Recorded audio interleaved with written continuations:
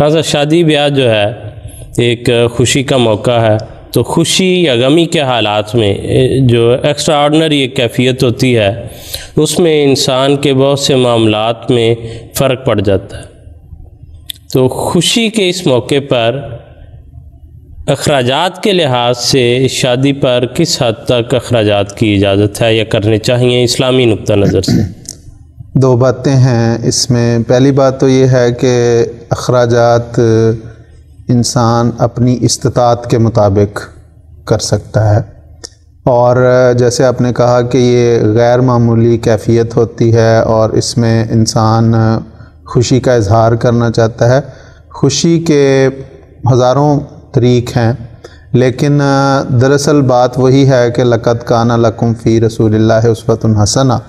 شادی بیاہ کوئی ایسی چیز نہیں ہے جو کہ ہمارے لیے نئی ہو اور حضور صلی اللہ علیہ وسلم کے عہد مبارک میں نہ ہو۔ حضور صلی اللہ علیہ وسلم کی اپنی شادیاں ہوئیں، حضور کے بچوں کی شادیاں ہوئیں، صحابہ کی شادیاں ہوئیں، تو اس میں سب میں یہ چیز جو قدر مشترک نظر آتی ہے وہ یہی ہے کہ سادگی اور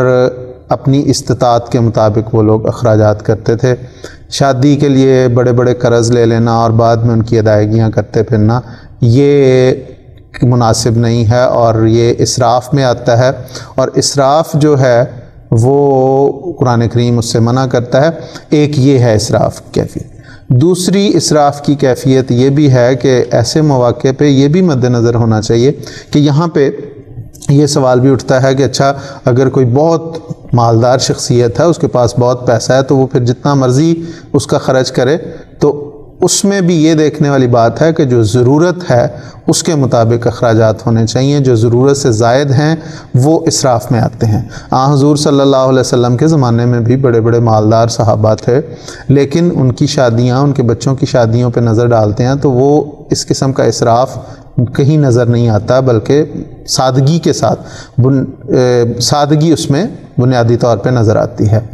حضرت مسیح موعود علیہ الصلوۃ والسلام نے اس ایک جگہ پہ، چونکہ اس قسم کے جب انسان اسراف کرنے شروع کر دیتا ہے، مختلف بڑے بڑے قرض لینا شروع کر دیتا ہے، تو پھر اس میں ایسی معاملات شامل ہو جاتے ہیں جو انسان کے لیے تکلیف کا باعث بھی ہوتے ہیں، اور پھر جائز ناجائز کے جو ایک فرق ہے وہ مٹتا چلا جاتا ہے۔ حضرت مسیح موعود علیہ الصلوۃ والسلام نے خاص طور پہ سود کی مذمت کرتے ہوئے ایک جگہ اس کی مثال دی ہے شادی کی۔ وہ میں حضرت صاحب کے اپنے الفاظ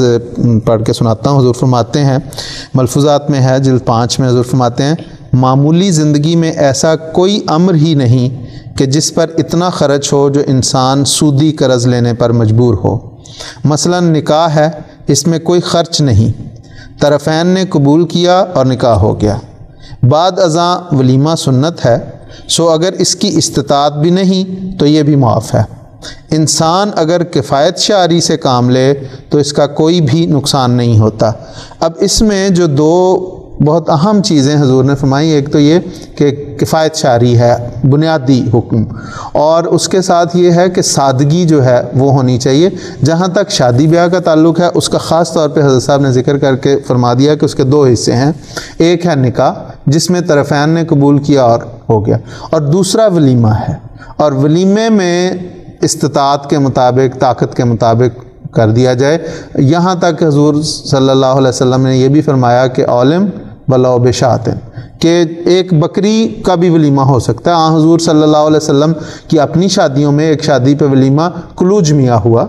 اور سب کو کہا کہ اپنا اپنا جو اس کے پاس ہے وہ لے آئیں۔ وہاں پہ دسترخوان بچھ گیا، اس میں کھانا ہوا اور وہ ولیمہ ہو گیا۔ تو جب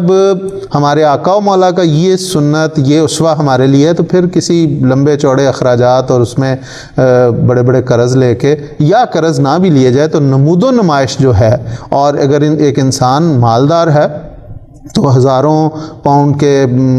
وہ بنانے، سٹیج بنانے یا ڈیکوریشنز کرنے یا ایسے جن کی ضرورت نہیں، صرف دکھاوا کرنے کے لیے جو کیا جائے وہ اللہ تعالیٰ کی ناراضگی کا موجب پھر ہوتا ہے۔ اس میں ایسی باتوں میں یہ بات مد نظر رکھنی چاہیے کہ اگر اللہ تعالیٰ نے کسی کو دیا ہے تو وہ ایک حد تک اپنے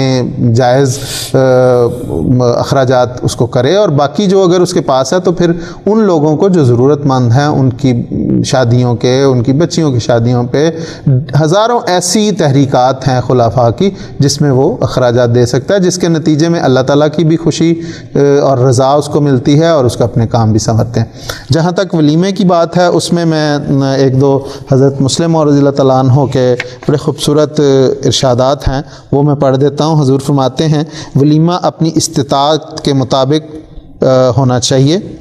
سویک یعنی ستو اور سرید سے بھی ولیمہ ہو گیا، یعنی حضور صلی اللہ علیہ وسلم کے زمانے میں سرید اور ستو، سرید ایک خاص قسم کا کھانا تھا جس میں کھجور اور ستو اور پنیر وغیرہ ملا کے وہ بناتے تھے، اس سے بھی کھانا ہو گیا۔ اور ایک سرید یہ بھی قسم کا تھا کہ آلو اور گوشت اور روٹی کے کچھ ٹکڑے ملا کے وہ بھی، اس کو بھی سرید کہتے ہیں، تو ان سے بھی ولیمہ ہوا۔ پھر حضور فرماتے ہیں رسول کریم صلی اللہ علیہ وسلم کے زمانے میں بڑے سے بڑا ولیمہ بھی اتنا ہوا ہوگا جتنے ہمارے ہاں چھوٹے ہوتے ہیں، حالانکہ ولیمے پر 10-15 دوستوں کو بلا لینا کافی ہوتا ہے، یا جیسا کہ سنت ہے ایک بکرا ذبح کیا، شوربہ پکایا اور خاندان کے لوگوں میں بانٹ دیا، ایک یہ بھی طریق ہے ولیمے کا۔ پھر ایک جگہ حضور فرماتے ہیں کہ ولیمے کے متعلق بھی میں نے ہدایت دی کہ اس موقع پر صرف چند دوستوں کو بلا لینا کافی ہوتا ہے، زیادہ لوگوں کو بلا کر اپنا روپیہ ضائع نہیں کرنا چاہیے، بلکہ یہ بھی کافی ہے کہ لوگ اپنا اپنا کھانا لا کر ولیمے والے گھر میں بیٹھ کر کھا لیں اور ایک آدمی کا کھانا اس گھر والے کی طرف سے بھی ہو جائے۔ اب یہ ساری وہ سنت کی باتیں ہیں جو حضور صلی اللہ علیہ وسلم کے عہد مبارک میں ہوئیں، اور جن کی روشنی میں حضور حضرت مسلم اور رضی اللہ تعالیٰ عنہ یہ ہدایات اپنی جماعت کو دے رہے ہیں کہ ان خوبصورت تعلیمات کو، ان اسووں کو، ان نمونوں کو اپنانے کی کوشش کرنی چاہیے۔ باقی دنیا میں تو انسان اگر دنیا کی دوڑ میں چل پڑے تو وہ تو کسی جگہ بھی اس کا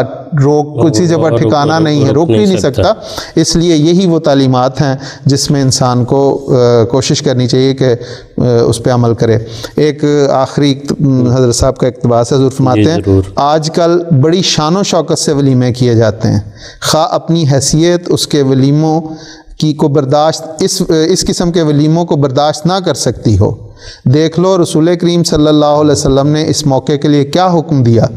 آپ فرماتے ہیں عالم ولو بشاتن، بخاری کتابوں نے کہا کہ ایک بکری ذبح کر کے ولیمہ کر دو اور لوگوں کو کھانا کھلا دو۔ تو یہ ہیں باتیں جو خلاصہ کلام یہی کہ سادگی اور اپنی استطاعت کو مد نظر رکھتے ہوئے اس قسم کے اخراجات کرنے چاہیے، لیکن استطاعت میں بھی نمود و نمائش شامل نہ ہو جائے اور اسراف شامل نہ ہو جائے جو اللہ تعالیٰ کی ناراضگی کا موجب ہو۔ جی بالکل ٹھیک ہے خاص صاحب، بہت شکریہ، جزاکم اللہ خیر۔